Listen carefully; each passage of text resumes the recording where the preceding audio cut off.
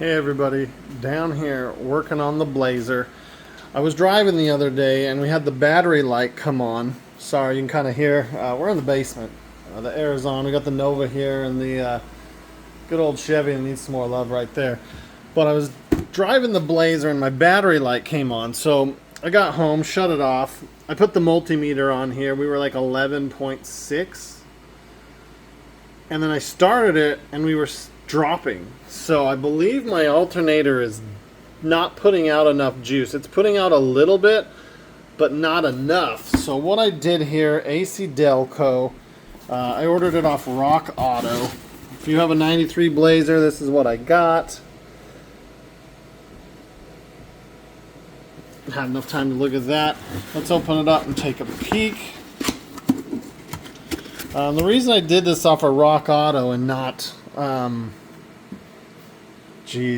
any of the normal parts stores I called them, and their Duralast for AutoZone and whatever else they had was anywhere from $130 to $160 for the same thing. I would rather have an AC Delco unit.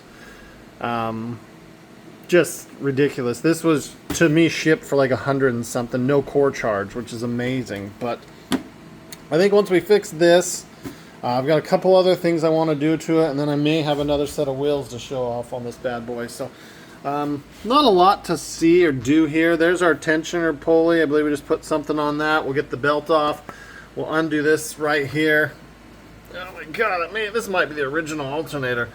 Alright, so we'll pull this out, and then we'll get that off the back. We got to get this cover off, and then we'll put the wrench on it and get it off. So, what do we got going on here? It's just a little dirty. I thought it was wet, but it looks like there's a little oil there. So I don't know what's there. Still got more to do here, but yeah, AC Delco part. I like to run AC Delco, especially when I can get them for the decent deal. This is our horn. I'm not a fan of that. I think we need like a horn blaster, but I'm just not sure if we could get a compressor here and a tank somewhere, and then the horns here or something. I don't know, but let's get this switched out. Okay, this is going to be very tough to show you. 5/8. Put it on right there and watch. Let's go right. I need to zoom out. What the hell? 5/8. Start to push. You see it come right there? This thing's got a lot of tension. I'm going to need two hands, but you see what it's doing. That will loosen the tension on your belt. Thinking this thing had a sticker, but it does not. So just for references and craps and giggles, can I turn a light on with this?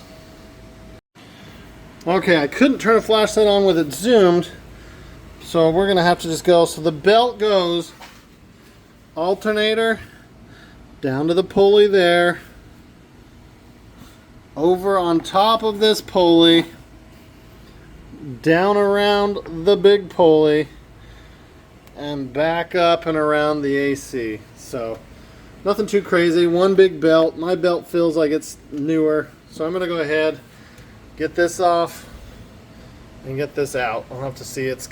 Feels like it's got a little clip right there. Let's just turn. Alright guys, something to think about. Disconnect your battery.